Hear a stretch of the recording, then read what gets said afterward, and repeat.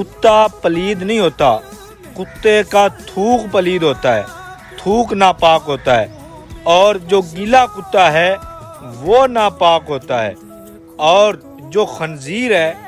خنزیر مکمل ہی ناپاک ہوتا ہے۔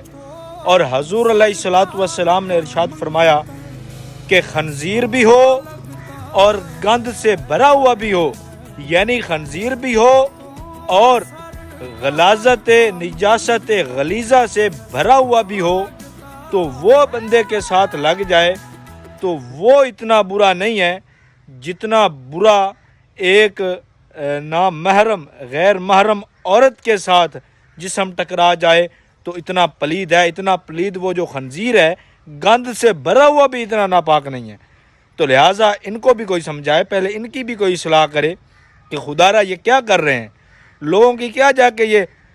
دین لوگوں کو سکھائیں گے کہ جو خود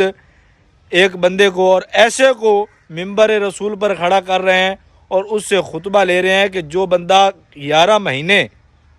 فحاشی اور کنجر خانہ اور ناچ گانا اور ڈانس کرتا ہے اور 1 مہینہ وہ تبلیغ کرتا ہے، اور وہ مہینہ بھی رمضان المبارک کا، کیونکہ اس میں پروگرامز نہیں لگتے۔